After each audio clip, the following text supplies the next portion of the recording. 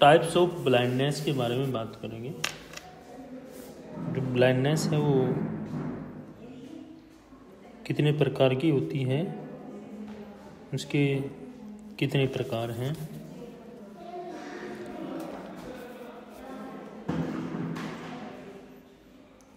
तो इसमें सबसे पहला जो आ जाएगा वो आ जाएगा कलर ब्लाइंडनेस।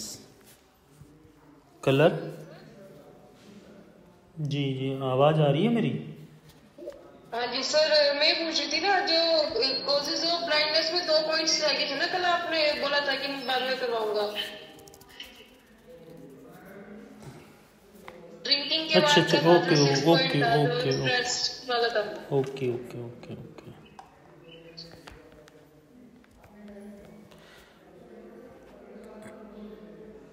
हाँ, ये था कि धूम्रपान ना करें और शराब का सेवन ना करें। 2 ये तो पॉइंट थे। इसमें हमें बताया था कि क्या प्रॉब्लम्स वगैरह जो आ रही हैं वो इससे भी ब्लाइंडनेस का ज़्यादा इफेक्ट रहता है। और दूसरा, चिंता और तनाव से दूर रहें। नेक्स्ट है चिंता और तनाव से दूर रहें। Stay away from worry and stress. क्योंकि चिंता क्या करती है, या चिंता है, तनाव है, हमारी आंखों की समस्या का एक कारण हो सकता है। चिंता और तनाव, इसलिए क्या करना होना चाहिए कि हमेशा ही चिंता और तनाव से दूर रहना चाहिए। कोई काम हो रहा है तो ठीक है, नहीं हो रहा है तो हो जाएगा। तो ये कह रहा है कि worry and stress are a cause of eye problems, hence you should always stay away from worry and stress। तो हमें क्या करना चाहिए, हमें चिंता और तनाव से दूर रहना है। नेक्स्ट है पौष्टिक आहार लें, है ना? क्या लें? पौष्टिक आहार। ऐसा भोजन लें जो पौष्टिक हो, क्योंकि वो हमारी बॉडी के लिए हेल्पफुल है, सहायक है, एनर्जी देता है, हमें अच्छा रखता है। तो हमें समय समय पर अपने भोजन का भी ध्यान रखना चाहिए, जो बहुत ज़रूरी है। ये nutrients diet is essential for maintaining a healthy body, so you should eat A nutrition diet. तो हमें अपनी जो भोजन से संबंधित जो पोषक तत्व हैं, जो न्यूट्रिएंट्स हैं हमारे, वो भी हमें मिलते रहने चाहिए। इन चीज़ों का हमें और ज़्यादा से ज़्यादा ये रहे कि हम हेल्दी खाना खाएं। लेकिन आजकल क्या है, आजकल खाने ही अलग हैं। हेल्दी खाने तो ओवर हेल्दी हो जा रहे हैं। तो इसका थोड़ा सा ध्यान रखें इसमें भी। नेक्स्ट है टाइप्स ऑफ ब्लाइंडनेस के बारे में अगर हम बात करें हम, तो इसके 3 टाइप्स हैं। सबसे पहला है कलर ब्लाइंडनेस। कलर ब्लाइंडनेस में क्या होगा, इस समस्या में क्या होता है, इसमें होता है कि मतलब व्यक्ति जो होगा वो रंगों को नहीं देख पाता है। जो कलर्स होते हैं उनको वो देख नहीं पाता है। Unable to see colours. During the problem of color blindness, a person is unable to see colors। क्यों? क्योंकि उसे किसी वस्तु का रंग नजर नहीं आता, और इसी को वर्णनात्मकता भी बोला जाता है। इसको वर्णनात्मकता भी बोल सकते हैं, इसको कलर ब्लाइंडनेस भी बोल सकते हैं। हिंदी में वर्णनात्मकता बोल देंगे और इंग्लिश में कलर ब्लाइंडनेस बोल देंगे। नेक्स्ट है निषादता। मतलब उसे सारे कलर्स नहीं दिखने के, या मतलब कुछ स्पेसिफिक कलर दिखेंगे? मतलब वो कलर नहीं देख पा रहा है, कोई भी कलर नहीं देख पा रहा है। ब्लैक एंड व्हाइट दिखेगा बस उसको, ब्लैक एंड व्हाइट ओनली, उसको सब चीज ब्लैक एंड व्हाइट। मतलब ऐसा भी नहीं कि मतलब कोई भी स्पेसिफिक कलर्स देख ले? नहीं, कुछ ऐसा कोई रीजन नहीं देख सकता। ये कलर ब्लाइंडनेस में यही तो होता है। जैसे हमारा है ना पर्दा जो होता है ना, आँखों का जो पर्दा होता है वो मतलब रेटिना हमारा वर्क नहीं कर पाता। जब रेटिना वर्क करना बंद कर देता, कहते हैं ना जैसे प्रिंटर होता है ना, कलर प्रिंटर होते हैं, और उसकी इंक खत्म हो जाओ कलर वाली, उसमें 4 1 2 3 4 पोर्शन होते हैं, 4 में से वो एक ख़त्म हो जाओ तो करेगा ही नहीं, वो देगा ही नहीं, वो ब्लैक एंड वाइट देगा खाली, चाहे वो उसका नाम कलर प्रिंटर क्यों ना हो। अगर वो इंक उसमें से चली गई ना, वो वर्क करेगा ही नहीं। ऐसे ही क्या है कि हमारी जो आँखें हैं वो हमारे कलर का काम करते हैं, बोल सकते हैं नहीं, कहते हैं ना कलर कैमरा लगा दिया हमने, कलर ब्लैक एंड वाइट भी दिख रहा है, कलर भी दिख रहा है, रात को भी दिख, तो हम क्यों देख पाते हैं? क्योंकि जो हमारा रेटिना है, रेटिना हमारा प्रॉपरली अच्छा अगर वर्क कर रहा है तो हमें सारी चीज़ें ठीक दिख रही हैं, साफ दिख रही हैं। अगर प्रॉपरली हमारा रेटिना वर्क नहीं कर पा रहा है तो हमें धुंधली दिखाई देना शुरू हो जाएगा। हम ज़्यादा क्या करते हैं, जैसे आँखों से पानी का झरना होता है ना, किस किस के डलता है, आँखों से पानी पड़ता है, गिरता है ना पानी किसी किसी की आँखों से, सुबह जैसे उठे या फिर शाम को जैसे बैठते हैं, या फिर आपको ज़्यादा धुआं हो रहा है एकदम से, मतलब थोड़ा सा भी धुआं हो गया ना तुरंत पानी का आ जाना, क्यों आता है? क्योंकि सीधा अटैक कहाँ पे होगा? रेटिना पर, सीधा अटैक होता है रेटिना पर। अब यहाँ पे क्या रहेगी? Night blindness. अब यहाँ पे क्या है, इसमें रतुंधी, इसको हम रतुंधी भी बोल सकते हैं, कहते हैं ना रतुंधी रोग हो गया, ये रात में नहीं देख पाता, इनमें कोई समस्या रहती है, ये रात में नहीं देख पाएंगे अगर नाइट रतुंधी वाले हैं जो, वो ये कह रहा है ना कि जो रतुंधी के दौरान क्या हो सकता है, व्यक्ति को रात में देखने में समस्या होती है। रात को व्यक्ति क्या करे, किसी वस्तु को देख नहीं पाता और उसे कुछ साफ दिखाई नहीं देता। तो इसमें रात को नहीं दिख पाएगा कुछ भी, ऐसे भी नहीं दिखता, तो एक नॉर्मली भी वो भी होता है, लेकिन इसके लिए बहुत सारी डिफ़िकल्टीज ज़्यादा हो जाती हैं। अगर नॉर्मल पर्सन है तो अगर उसको नहीं दिख रहा है अंधेरे में, बिल्कुल लाइट ऑफ कर दीजिए आप, कुछ मत जलाइए, वो थोड़ा सा फिर भी वो नॉर्मल जो होगा वो कर लेगा, लेकिन वो तो बिल्कुल कुछ भी नहीं है। तो तभी तो निकाह the person has trouble seen at night, he or she cannot see anything clearly. Next क्या रहता है? Snow blindness.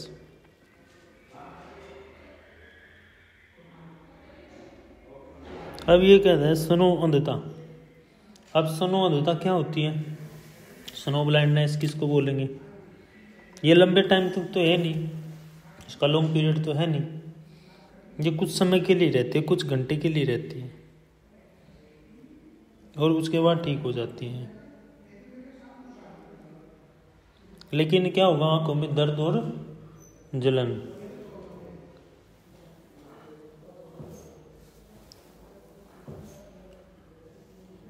तो आंखों में क्या होगा? दर्द होगा और जलन होगी। इसी को हम स्नो या स्नो ब्लाइंडनेस भी बोलते हैं।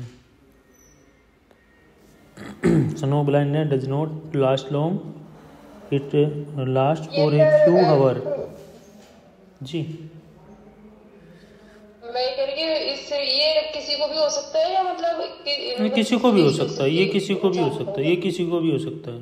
जैसे बीमार है कोई पेशेंट है, अब उसको वीकनेस है बहुत ज़्यादा, कहना दिख ही नहीं रहा है, उसको खिलाइए, उसको खिलाओ 2 दिन, वीकनेस थोड़ा दूर होगी, 3 दिन 4 दिन, ये कुछ घंटे के लिए भी होती है कि जैसे ठीक भी है और बैठ के आप एकदम से उठे और एकदम क्या, या तो बिल्कुल अंधेरा सा हो गया आंखों के सामने, वो भी होता है। वो कुछ टाइम के लिए फिर ठीक हो जाता है, बिल्कुल वीकनेस हो जाती है, बिल्कुल, मतलब बीमार हो जाता है। लेकिन इसमें क्या होता है, इसमें आँखों में जलन वगैरह, पेन वगैरह होता है, ऐसा होता है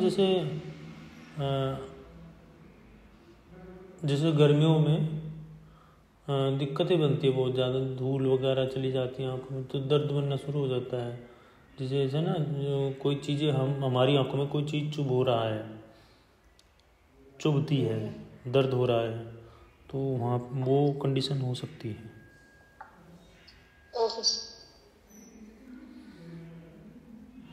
नेक्स्ट अगर हम बात करें यहाँ पे कि लो विज़न की यानी अल्प दृष्टि, नेक्स्ट जो हमारा टॉपिक है इसमें वो लो विज़न है, यानी कम दृष्टि वाले, कम दिखाई जिनको देता है। तो राइट ऑफ पर्सन डिसेबिलिटी जो एक्ट रहा है हमारा दिव्यांगजन सशक्तिकरण जो विभाग है हमारा, वो कहता है कि एक ऐसा व्यक्ति है जिसके उपचार के उपरांत भी दृष्टि क्षमता का ह्रास हो गया हो। मतलब क्या है, मतलब कि किसी का हमने कोई दिक्कत है आँखों की किसी को, और हमने उसको ट्रीटमेंट भी कर लिया, लेकिन वो प्रॉपरली क्या नहीं, वो वर्क नहीं कर पा रहा, फिर भी उसको कुछ थोड़ा मतलब कम दिखता है। फिर भी ये डेफिनेशन में दिया गया according to rights of person with disability act, a person whose vision remains impaired even after treatment. लेकिन यहाँ पे क्या हो सकता है, यहाँ पे सहायता युक्तियों के माध्यम से किसी कार्य की योजना बनाई जा सकती है। मतलब कि यहाँ पे उसके डायग्नोज के लिए थोड़ी बहुत हम हेल्प भी कर सकते हैं, लेकिन उसकी जो देखने की क्षमता हो सकती है वो 6/18 हो सकती है या 20/70 है। उसको हम अगर 6/18 है या 20/17 है तो उसको हम क्या बोलेंगे, लो विजन। मतलब वो कितनी दूरी पर तक देख पा रहा है। लेकिन हम वहाँ पे एक जो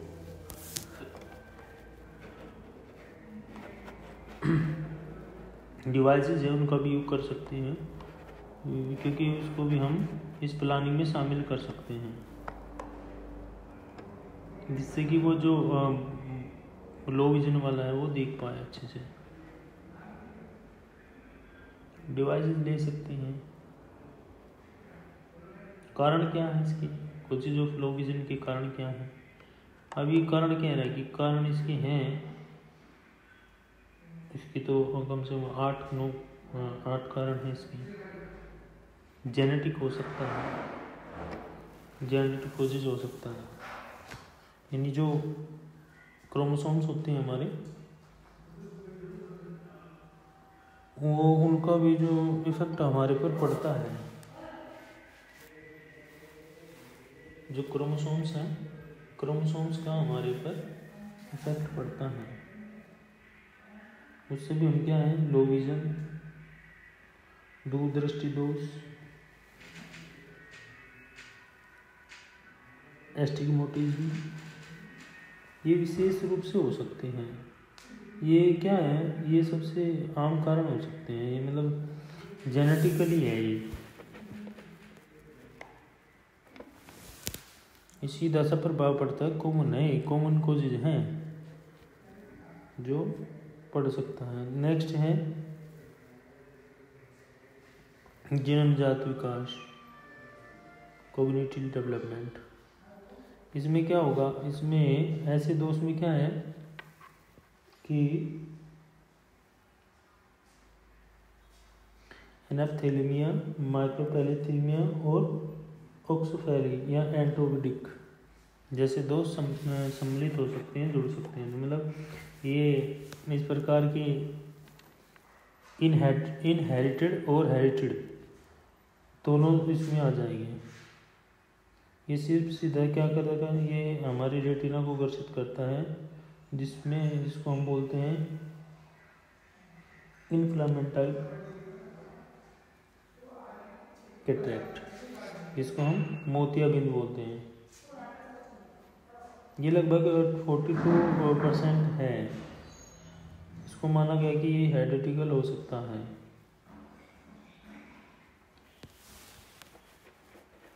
इनहेरिटेड, क्योंकि विजुअल इम्पेयरमेंट है। अब जनरल डिजीज में अगर हम बात करें, जनरल डिजीज में आ जाएगा कि अगर हम इंडिया में बात करें तो इंडिया में तो लो विजन का प्रमुख कारण है, इंडिया में ज़्यादा से ज़्यादा है।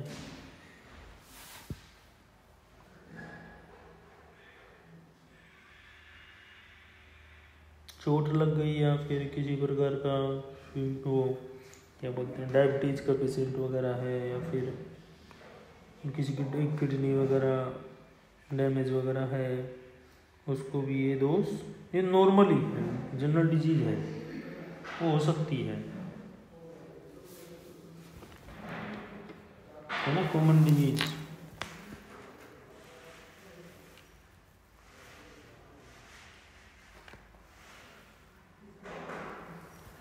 नेक्स्ट आ जाता है प्रसव पूर्व या प्रसव पश्चात कारक, प्रीनेटल पोस्टनेटल कॉजेज।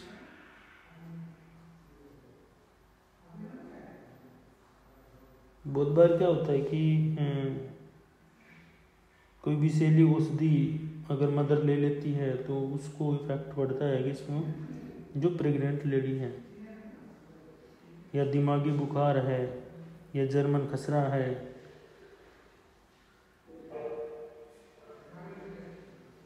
कि ये मदर से सीधा किसको मिलेगा, उस बच्चे को मिलेगा जो पल रहा है।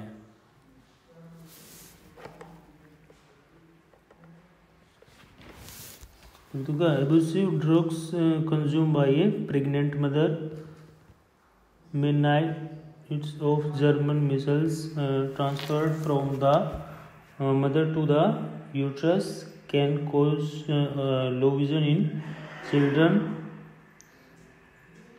Infections, injuries and bruises can also cause vision impairment. मतलब इसमें सीधा सा दुर्घटना है, चोट लगना है, जलना है, तो आदि चीज़ों से भी क्या हो सकती हैं, दृष्टि बाधित हो सकती है, लो विजन हो सकता है, ये विजुअल इम्पेयरमेंट हो सकता है। अगर यहाँ पे रिसर्च के द्वारा यहाँ पे पता लगाया गया कि इसका मेन जो कॉजेज है वो क्या हो सकता है मेन इसका, तो इसमें जो कारण निकल के आया वो प्रसव काल से अधिक हो सकता है। मतलब जो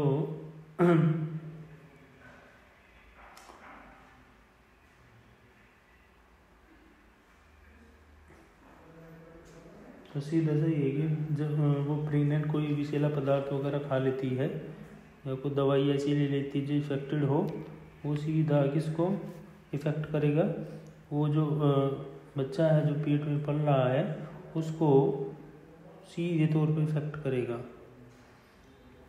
कोई भी पॉइजन वगैरह है या कोई भी ऐसी कोई टैबलेट वगैरह खा लेती जिसका रिजल्ट उनको पता नहीं होता, तो उससे भी थोड़ा सा ये होने की संभावना रहती है। आँखों में चोट लगना, इंजरी टू द आई, भाई खेलते समय काम करते समय चोट लग जाती है, कोई एक्सीडेंट वगैरह हो जाता है, इंसिडेंट वगैरह हो जाता है, तब चोट लग जाए, तब भी दृष्टि दोष विजुअल इम्पेयरमेंट हो सकता है।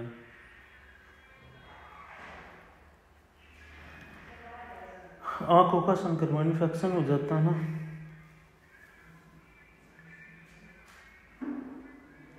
क्लेमाइडिया ट्रैकोमैटिस, ये एक प्रकार का क्या है, ये माइक्रो बैक्टीरिया है, एक नामक संक्रामक एक इन्फेक्शन जो हमारी आँखों में इन्फेक्शन को फैलाता है और आँखों की जो समस्या है वो दृष्टि को नुकसान पहुंचा सकता है। इतना आई इन्फेक्शन हो गया। नेक्स्ट आ जाता है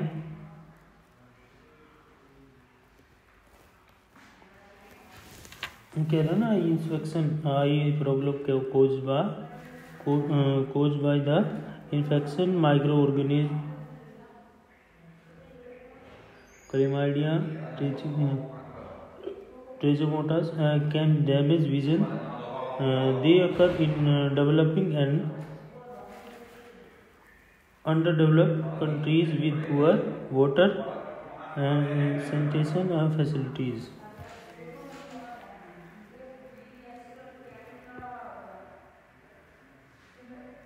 तो मतलब खराब पानी है विकासशील देश हो या विकसित देश हो, तो अगर तो इसका भी सीधा प्रभाव पड़ता है, इफेक्ट पड़ता है। भाई हमारी आँख में धूल वगैरह चली जाती, क्या करते हैं, आँख साफ करते हैं। अब साफ कैसे पानी से कर रहे हैं, साफ पानी से कर रहे हैं कि गंदे पानी से कर रहे हैं। अब गंदे पानी से अगर हम आँख धोएंगे तो क्या होगा, इफेक्ट पड़ेगा ना।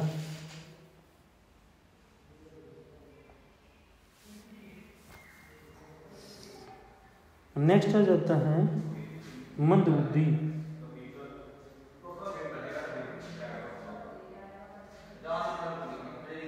क्या जाता है, मंदबुद्धि।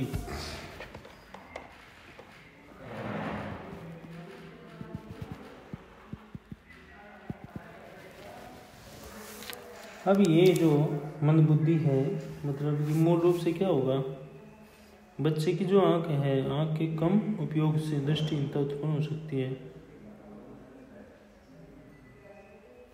मतलब कि दो आँखें हैं और दोनों आँखें क्या कर रही हैं, एक से कम दिख रहा है, एक से ज़्यादा दिख रहा है।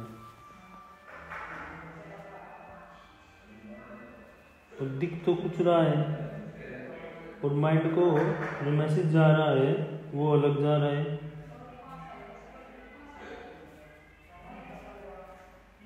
क्योंकि अगर वन टाइम तक किसी एक ही आँख का इस्तेमाल किया जा रहा है, एक आँख का इस्तेमाल दूसरी का नहीं किया जा रहा है, एक से ही प्रॉपरली आप देख रहे हैं, काम कर रहे हैं, तो उसका रिजल्ट गलत भी हो सकता है।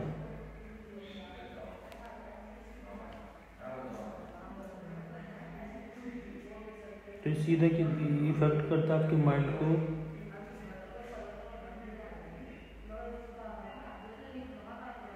क्योंकि अगर आप उससे भी प्रॉपरली ये नहीं देख पा रहे हैं, समय से इलाज नहीं करा रहे हैं, समय से कोई ट्रीटमेंट नहीं दे रहे हैं, तो उसका सीधा से इफेक्ट पड़ेगा।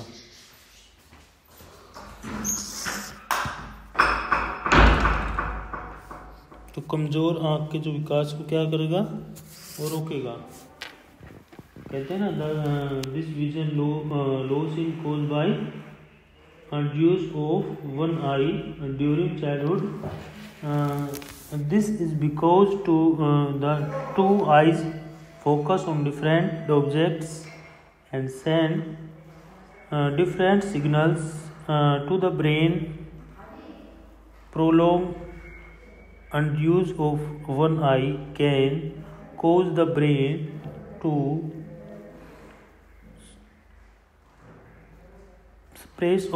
suppress images from the weaker eye, preventing the weaker eye from developing.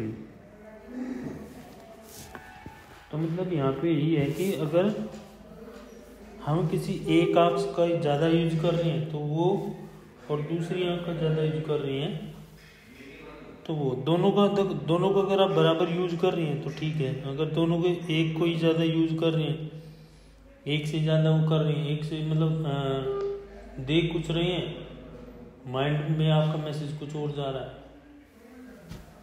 तो सीधा सा प्रभाव किस पे पड़ेगा, हमारी उस आँख पे पड़ेगा जिसका हम यूज नहीं कर रहे हैं। नेक्स्ट आ जाता है मोतियाबिंद।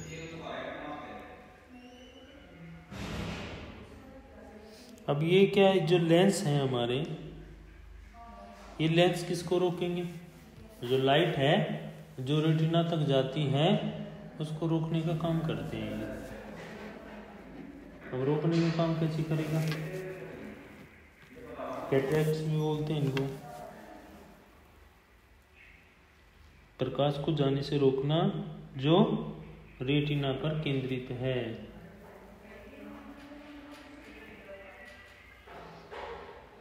लेकिन क्योंकि ये जब मोतियाबिंद हो जाता है तो इसको ये आसान हो जाता है कि आप ये जो प्रकाश है, जो लाइट है जो जा रही है रेटिना तक, उसको आसानी से रोक सकता है जब मोतियाबिंद हो जाता है तब। जिससे क्या होगा, दृष्टि दोष उत्पन्न होता है, विजुअल इंपेयरमेंट होगा ही होगा, विजुअल इंपेयरमेंट होगा ही होगा। और यह बीमारी क्या है, सबसे ज़्यादा जो ओल्ड पीपल हैं, जो बुजुर्ग हैं, उनको इफेक्टिव करती है।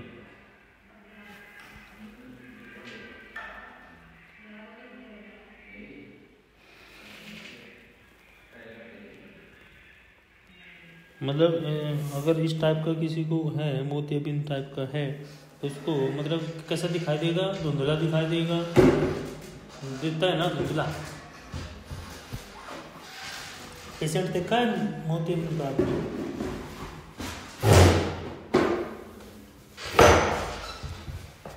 किसी ने देखा हो?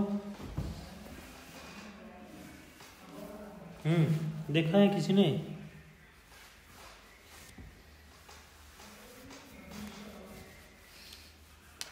नहीं देखा, देखा भी तो बताएंगे नहीं, चलो कोई नहीं।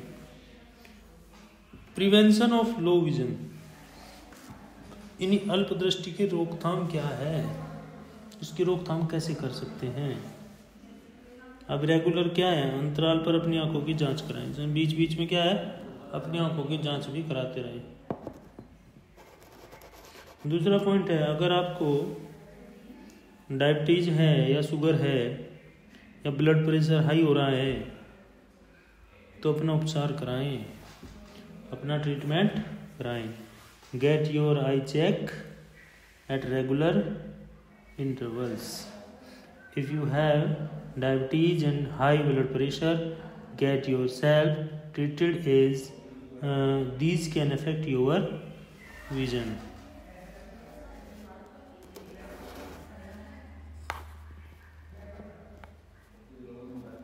और जो सनलाइट है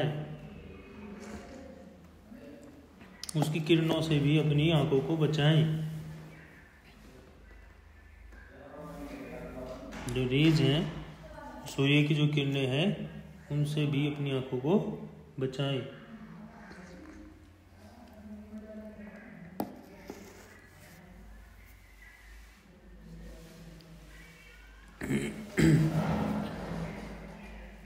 और दूसरा, अपने जो डाइट चार्ट है उसमें रंग बिरंगे फल और सब्जियों को शामिल करें। क्या करें? To protect your eye from the harmful effects of sun's ultraviolet rays, use glasses whenever you go out of the house. Next कह रहा है कि include colourful fruits and vegetable in your diet chart. अब ये कह रहे हैं कि पढ़ने और कंप्यूटर पर काम करने के दौरान अगर थोड़ी थोड़ी देर का ब्रेक भी लें, जैसे आप 2 घंटे काम कर रहे हो, लगातार 2 ही घंटे काम कर रहे हो, तो थोड़ा सा ब्रेक लेते हैं, 10 मिनट का, 15 मिनट का। तो जो तीसरा ये 5th पॉइंट कह रहा है इसमें कि take short breaks while studying and working on the computer. और इसमें अच्छी रोशनी में पढ़ें, read in good lighting.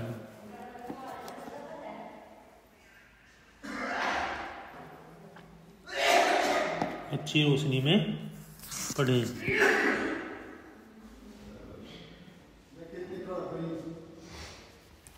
Next है, धूम्रपान न करें, क्योंकि धूम्रपान से क्या है, आंखों को समस्या हो सकती है, वो इफेक्टेड हो सकती हैं। लेकिन do not smoke, smoking also affects the health of the eyes. Next है, बच्चे को 4 दीवारी में बंद न रखें, कि नहीं इस कमरे में ही रहेगा, बाहर नहीं देखेगा कुछ भी। तो do not keep children confined with a boundary wall, let them play outside in the sun. और उन्हें बाहर धूप में भी खेलने दें।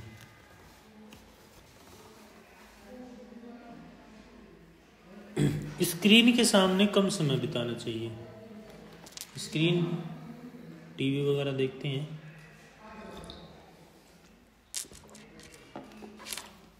स्क्रीन के सामने कम समय बिताना चाहिए।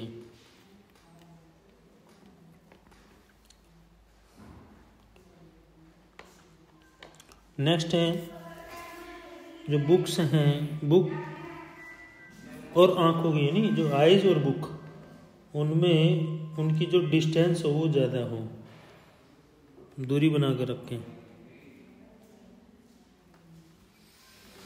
और लास्ट है बहुत ही अच्छा है पॉइंट इसमें last, do not allow children to watch TV and use mobile for more than 2 hours. 2 घंटे से ज़्यादा बच्चे को टीवी ना चलाने दें, ना मोबाइल चलाने दें।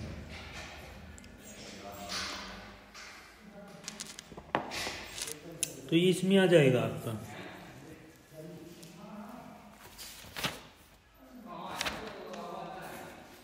ये आपकी क्या है, प्रिवेंशन ऑफ लो विजन।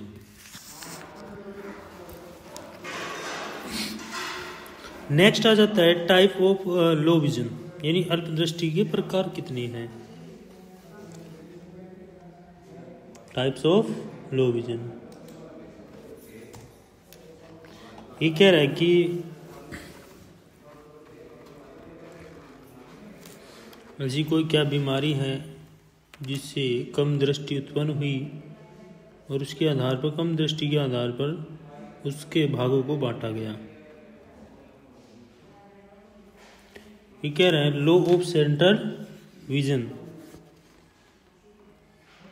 यानी केंद्रीय दृष्टि की हानि।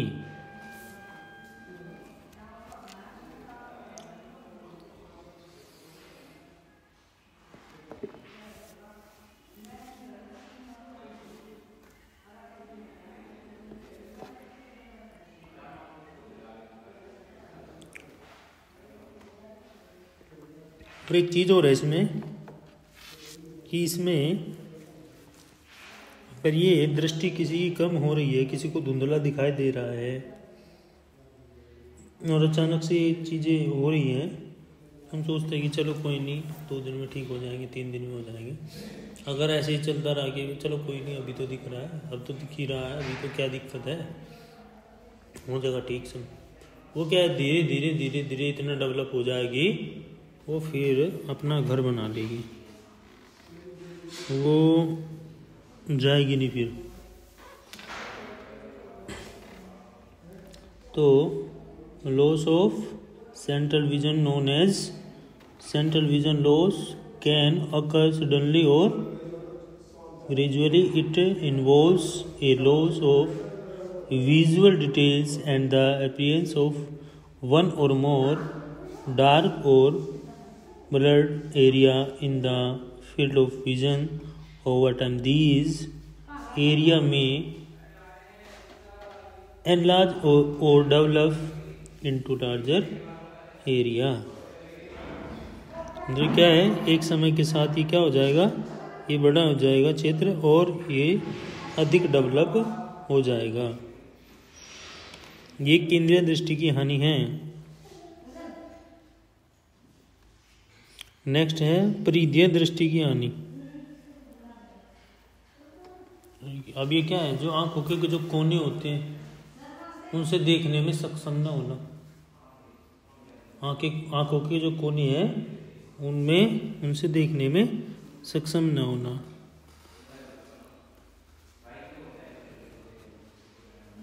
अब इसको निक्टालोपिया एक नाम दिया जाता है, निक्टालोपिया।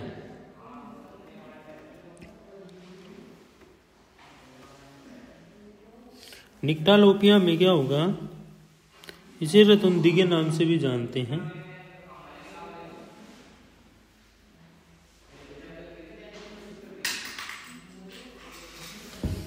को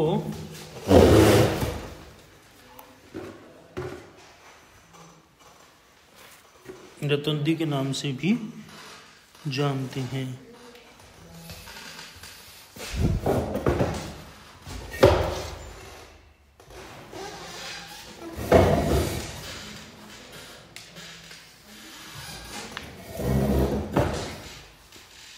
इसको रतौंधी के नाम से भी जाना जाता है।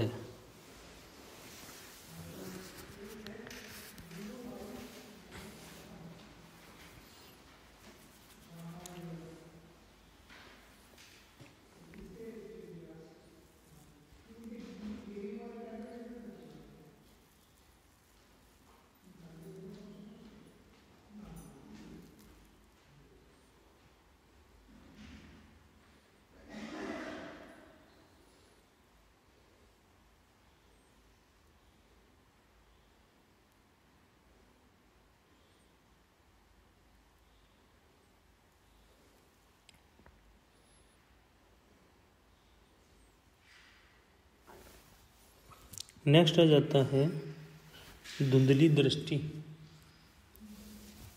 क्या जाता है? धुंधली दृष्टि।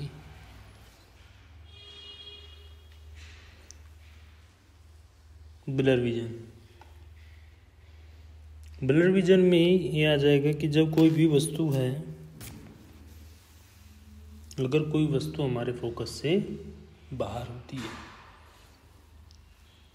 कि हम कहाँ तक देख पा रहे हैं,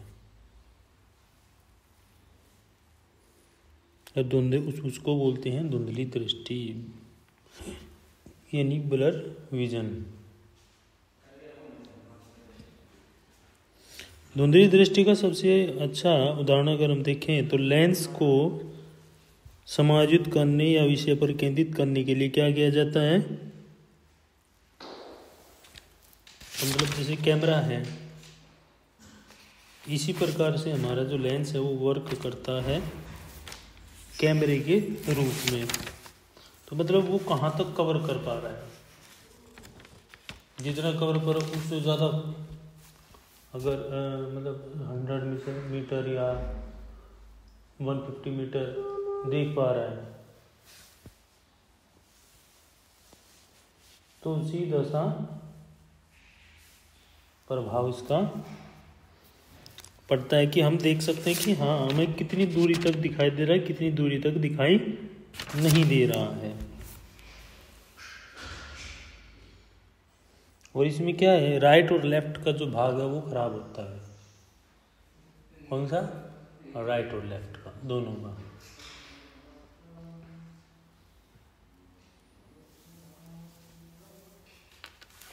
तो इसमें जो 3 से 4 पॉइंट हैं, इसको एक बार देख लेंगे जरूर।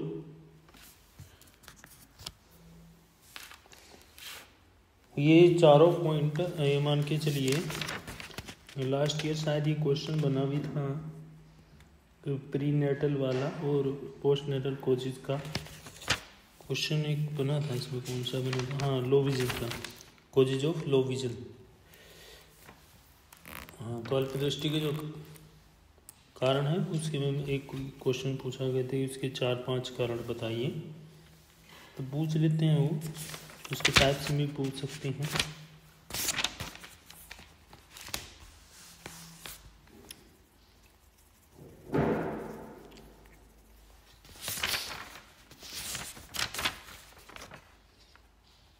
हाँ, तो कुछ मैंने क्वेश्चन भी दिए थे ना, कि किस किस को था,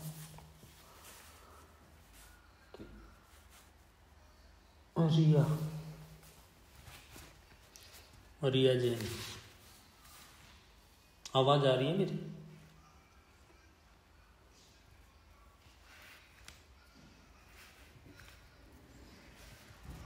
रिया, मैंने क्वेश्चन बताया था कुछ, है ना, 16-17 सेंचुरी।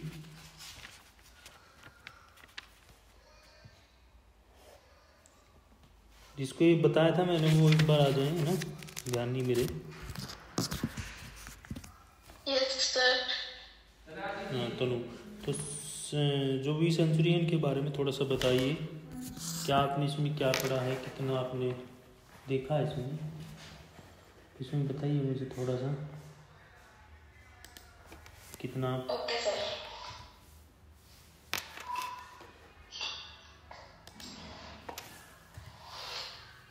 16वीं शताब्दी में जो पोप की प्रथम ने आदेश की दिए थे सर, अपने अपने अनुयायियों को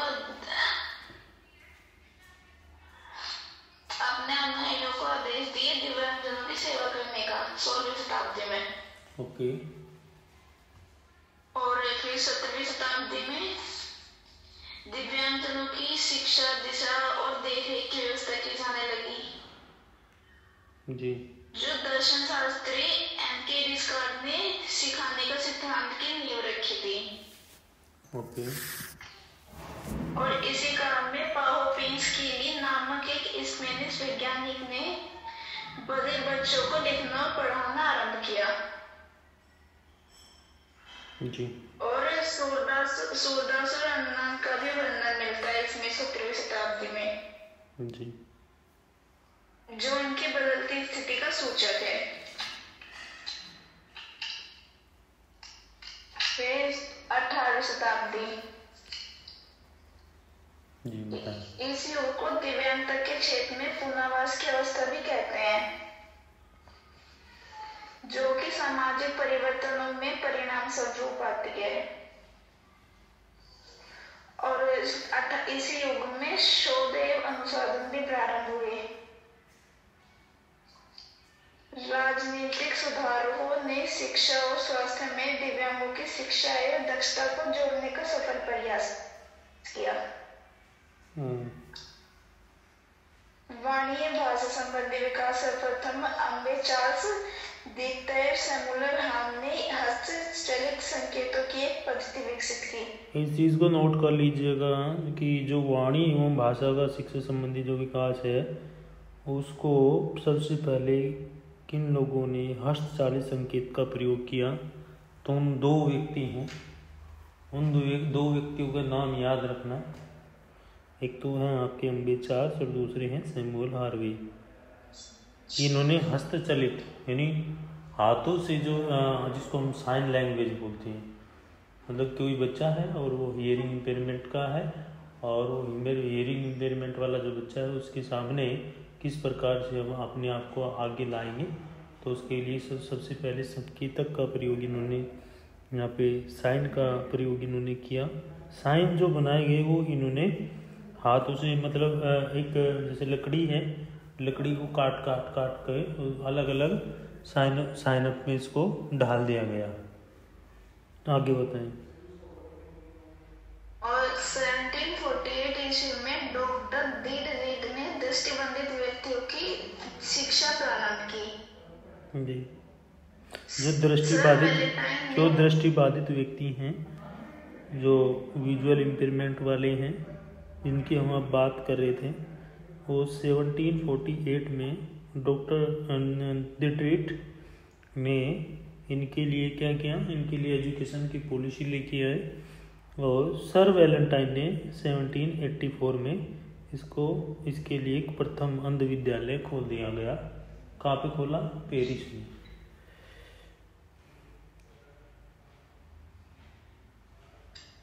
19वीं शताब्दी, यह दिव्यांगों के लिए बहुत ही महत्वपूर्ण रही। इस शताब्दी में क्रमबद्ध तरीके द्वारा दिव्यांग बच्चों की शिक्षा के लिए प्रयास किए गए। बिल्कुल महत्वपूर्ण रही है। जो 19वीं सेंचुरी है ये बहुत ही महत्वपूर्ण रही है दिव्यांग, क्योंकि इसमें लगातार बहुत काम किए गए, जिससे कि जो दिव्यांग बच्चों की शिक्षा दीक्षा है उसके लिए महत्वपूर्ण कदम भी उठाए गए, और काफ़ी लोगों ने आगे आकर के इस पे काम करना शुरू किया। और शिक्षा के क्षेत्र में सबसे महत्वपूर्ण व्यक्ति लुइस ब्रेल का जन्म 1809 ईस्वी में हुआ। बिल्कुल, जिन्हें ब्रेल लिपि का जनक कहा जाता है, लुइस ब्रेल, उनका जो जन्म हुआ है वो 1809 ईस्वी में हुआ है, 1809 में। 1870 ईस्वी में ब्रिटेन दिव्यांगों की शिक्षा के लिए जागरूक हुए। बिल्कुल, ब्रिटेन में जो अवेयरनेस आई, जो जागरूकता है, वो 1870 में आई। वो जो डिसेबल पर्सन है उनके लिए, उनकी शिक्षा के लिए, एजुकेशन के लिए काम करने के लिए प्रेरित हुए हैं। दिव्यांगों हेतु महत्वपूर्ण कार्य करने वाले लोगों में अलेक्जेंडर ग्राहम बेल, जो अमेरिका के थे अलेक्जेंडर ग्राहम बेल। इन्होंने 1887 से 1922 तक, और अल्फ्रेड बिनेट ने जो फ्रांस के थे, उन्होंने 1857 से 1910 ईस्वी तक, और मैडम मारिया मोंटेसरी ने इटली में 1870 से 1952, है ना। तो इस जो ये नाम प्रमुख रही हैं जिन्होंने काम किया है डिसेबिलिटी के फील्ड में, तो इन्होंने और भारत में सन 1857 में श्रीमती एन शार्प ने अमृतसर में प्रथम अंध विश्वविद्यालय की स्थापना की। बिल्कुल, पंजाब के अमृतसर में एन शार्प ने क्या किया, 1857 में एक अंध विद्यालय, एक ब्लाइंड के लिए एक विद्यालय खोला गया पंजाब के अमृतसर में। ओके, ठीक है तनु, थोड़ा सा और वो करोगे तो इसको ऐसा कर लिया करो कि अपनी लैंग्वेज में इसको थोड़ा सा डाल लो, क्योंकि अगर आप सिर्फ ओनली किताबी भाषा का ही प्रयोग करोगे तो फिर वो चीज़ आपको उसको समझने में भी समस्या आएगी। क्योंकि समस्या आती है, समस्या क्यों आती है, समस्या इसलिए आती है क्योंकि अगर हम बुक की लैंग्वेज को यूज कर रहे हैं, उसको या तो आप नोट डाउन कर लीजिए कहीं कि जो छोटी छोटी चीज़ें हैं उसको हाईलाइट कर लीजिए, जिससे आपको बेनिफिट मिलेगा। अब नेक्स्ट जो जिसका नंबर था वो बताएं कौन था भाई, 20वीं सेंचुरी।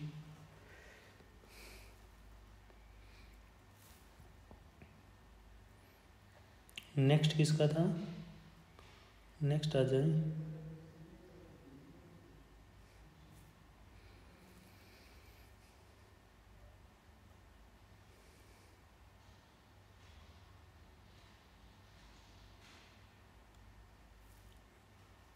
रिया जैन,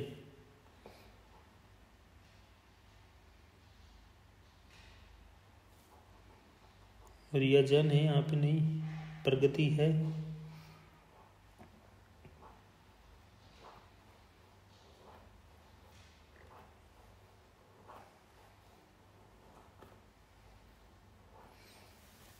थोड़ा सा प्रिपेयर करोगे तो ये आपके लिए बेनिफिट होगा, क्योंकि अब नहीं करोगे तो फिर आगे चल के आपको थोड़ा सा वो करना पड़ेगा।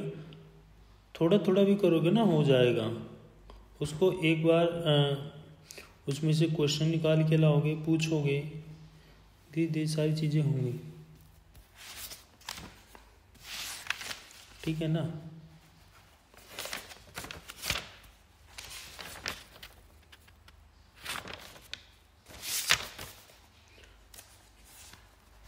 टू 2.3 पे अगर हम थोड़ी सी बात करें कि श्रवण दोष, बाधिरता और श्रवण में कठिनाई, यानी hearing impairment and deafness and hard of hearing.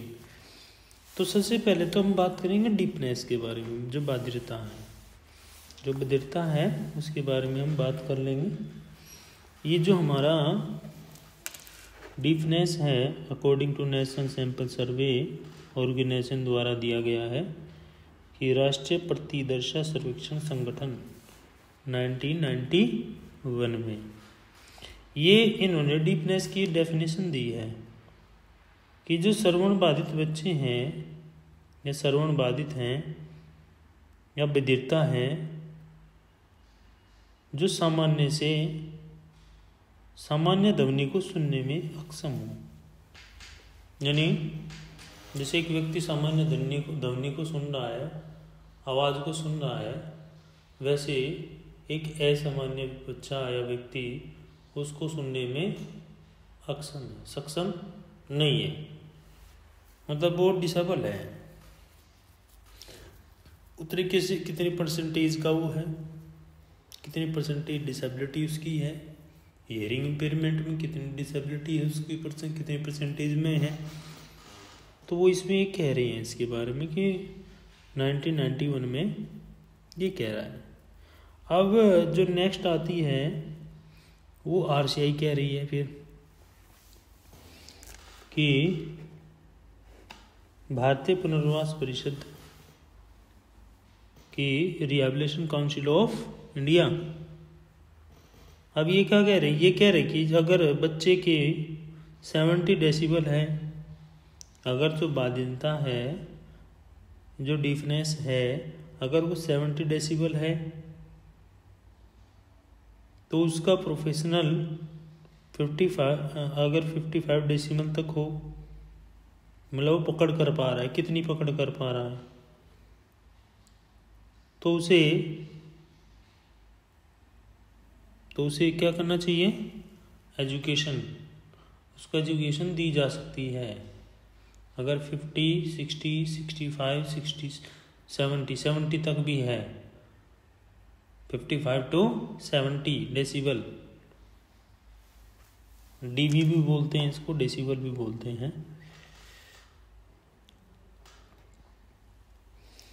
अब नेक्स्ट जो है वो अकॉर्डिंग टू प्लानिंग कमीशन द्वारा दिया गया कि राष्ट्रीय जो योजना आयोग है उसके द्वारा भी दिया गया 1995 में। ये कह रहे हैं कि अगर व्यक्ति में श्रवण बाधिता है, या उसको हम श्रवण बाधित कहते हैं, जो 60 डेसिबल यानी 60 डेसिबल या उससे अधिक डेसिबल पर सुनने की क्षमता रखता हो, 60 से या 60 से ऊपर, 60 से 65, 65 से 70, 60, 65, 70, हाँ 70, 71 तक, जो 60 से ऊपर है, जो 60 से अधिक है। नेक्स्ट कह रहा है जो समाज कल्याण के अनुसार सोशल वेलफेयर जो है हमारा, ये कहता है कि अगर एक कान में, जिसमें एक कान में 60 डेसिबल हियरिंग इम्पेयरमेंट है, यानी श्रवण क्षतिग्रस्तता है, और दूसरा कान ठीक है, दूसरा कान क्या है, ठीक है, तो वो हायर एजुकेशन के लिए यूजफुल है, उपयोगी है।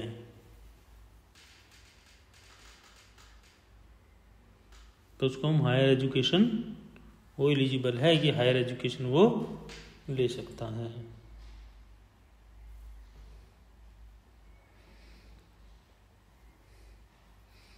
तो इसमें कॉजेज ऑफ डीफनेस, इसके कारण क्या हैं,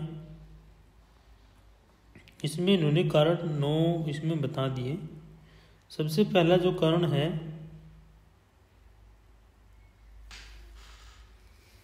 तो इसमें जीन को भी माना गया है, जो मदर और फादर द्वारा जीन मिला है।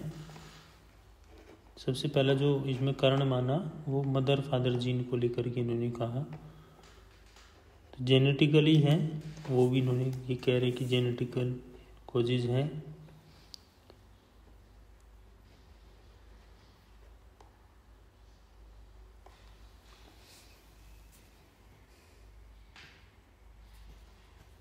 दूसरा ये कह रहे कि अगर बालक के माता पिता बहरे वगैरह हैं तो उनके बच्चे में भी ये कंडीशन हो सकती है। बहुत बार नहीं भी होती है, जरूरी नहीं कि हो।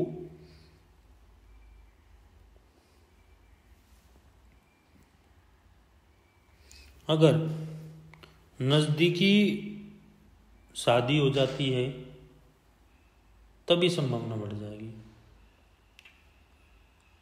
कहते हैं ना ब्लड रिलेशन में शादी नहीं करनी चाहिए, जो रक्त संबंधी रिश्ते हैं उनमें शादी नहीं करनी चाहिए।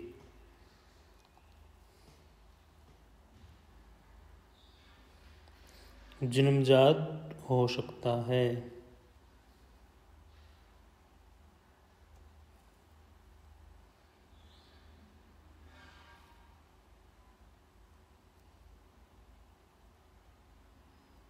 तो इसका सीधा सा प्रभाव किस पर पड़ता है?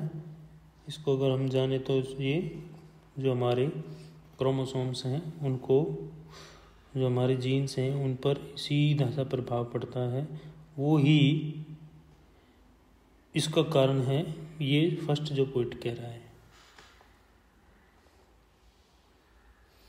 कि it is generally observe that children with deaf parent are more likely to develop hearing impairment. Such impairments are more likely if very close and relative marry each other.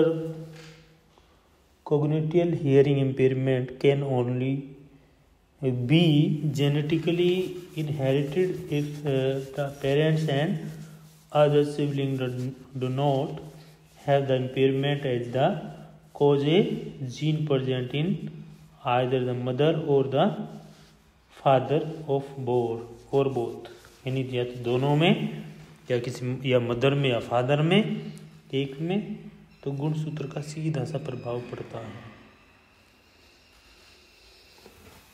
Next कह रहा है कि जर्मन खसरा।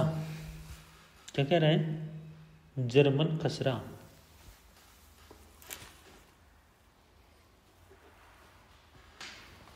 German खसरा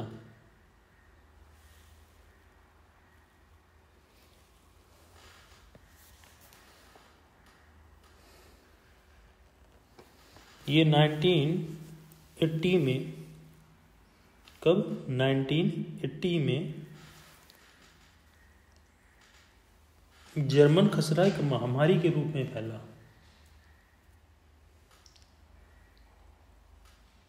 1980 में German खसरा क्या? एक महामारी के रूप में फैला।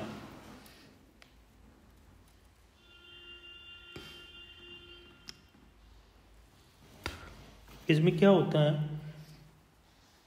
इसमें जो गर्भवती माताएं हैं वो इस बीमारी से पीड़ित हुई, उनकी जो संतानें पैदा हुई वो श्रवण बाधित हुई, हियरिंग इम्पेयरमेंट से पीड़ित हुई।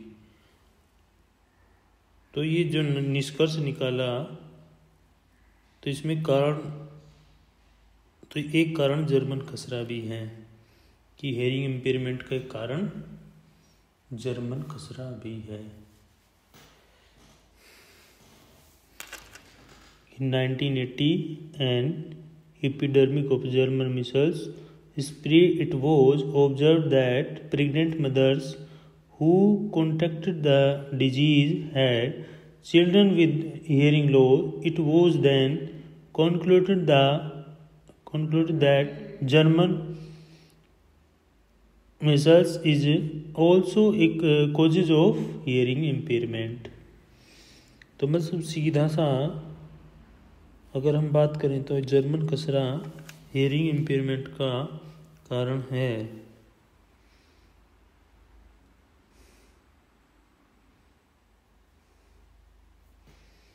अब थर्ड जो पार्ट है, डैमेज इन प्रेगनेंसी, यानी गर्भावस्था में क्षति युक्तता। कैसे? या तो कोई अगर मदर कोई पॉइजन वगैरह का यूज कर रही है, खा रही है, जहरीले पदार्थ का सेवन कर ले, या अल्कोहल वगैरह यूज कर रही है, या फिर अनुचित दवाइयों का प्रयोग कर रही है,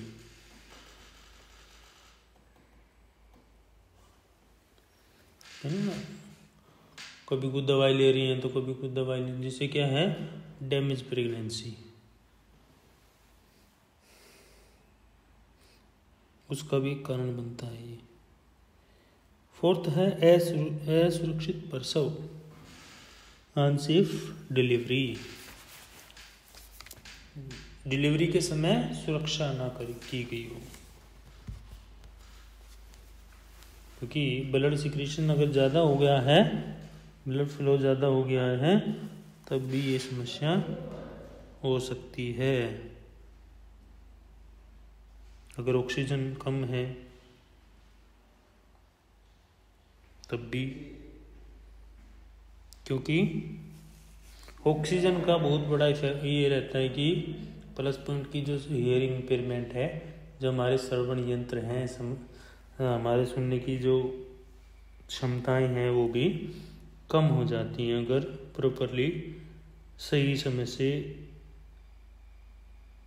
डिलीवरी नहीं हो पाती है, सही टाइम पर या सही उसको सुरक्षा नहीं दी जाती है, या फिर ऐसा हो जाता है कि वही डिलीवरी हो गई तब डिलीवरी घर पर हो गई, तब बाद में उसको हॉस्पिटल वगैरह में एडमिट किया जा रहा है, तब भी समस्या रहती है क्योंकि उसको ब्लड फ्लो ज़्यादा हो जाएगा।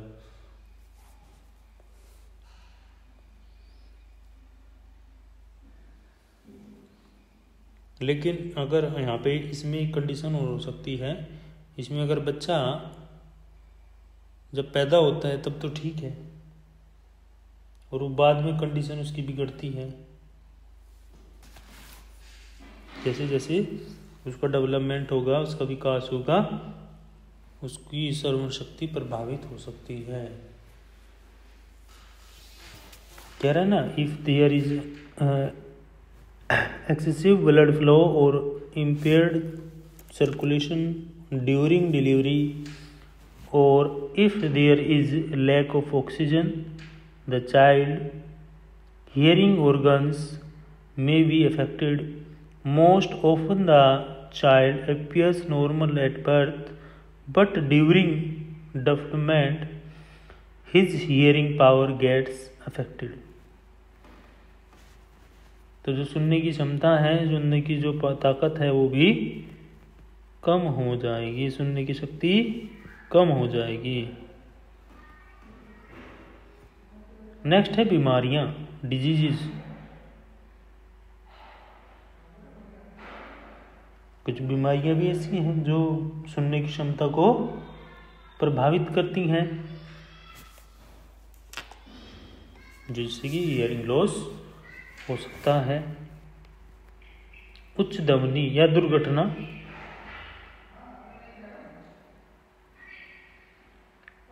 तो इसमें क्या है, तो इसमें श्रवण शक्ति क्या होती है, नष्ट हो जाती है या नुकसान होता है बहुत ज़्यादा। ये दुर्घटना हो गई, और जब किसी की दुर्घटना हो गई तो सुनने की क्षमता भी उसकी जा सकती है।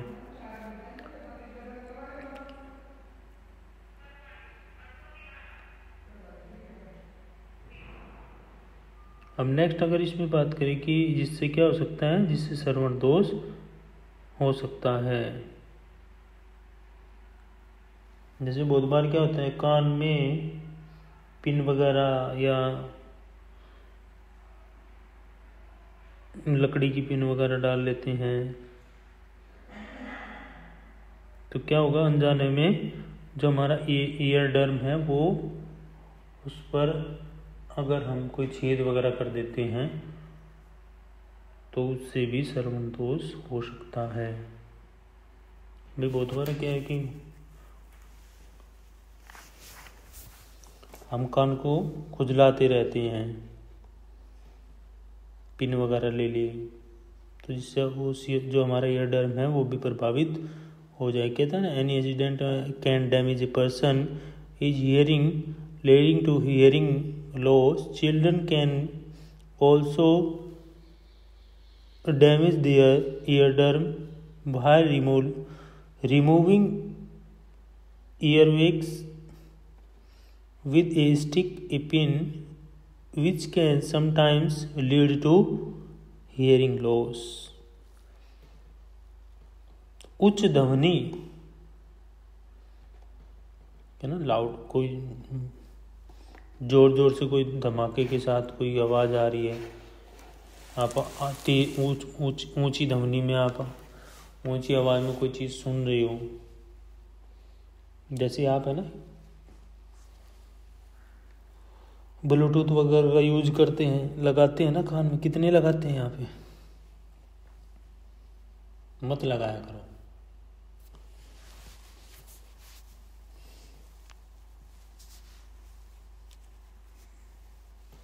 तो ये क्या है, जो इससे हमारा क्या है ना, कान का जो पर्दा है, जो ईयर डर्म है, वो भी फट सकता है, क्योंकि अधिक ध्वनि अगर आप यूज कर रहे हो तो उससे इसका भी, जैसे डीजे,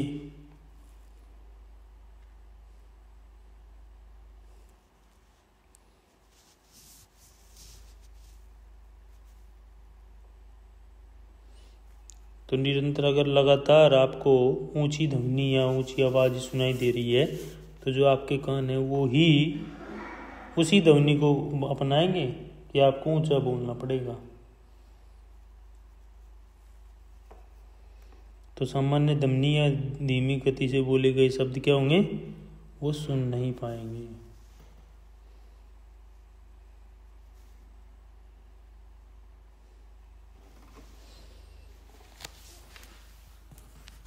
नेक्स्ट है आयु, एज। इस पर बात करेंगे मंडे में, और मंडे से थोड़ा टाइमिंग का हो जाएगा। टाइमिंग क्या हाँ वो बता रहा था, टाइमिंग नहीं होगी, टाइमिंग चेंज नहीं होगी, कोई टाइमिंग यही रहेगी। और इसमें आपका मंडे से हो जाएगा 2 बुक्स का, first 3 days introduction to disability, और लास्ट 3 days आपका होगा child development and learning. Okay, किसी का कोई क्वेश्चन है?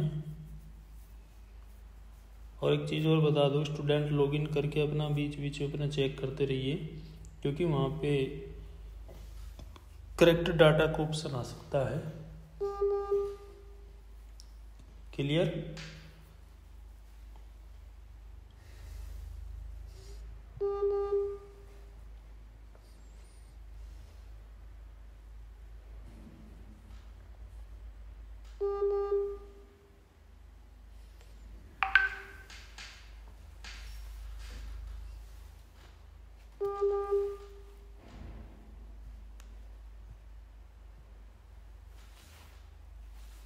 ओके, किसी का कोई क्वेश्चन है तो पूछ सकते हैं भाई।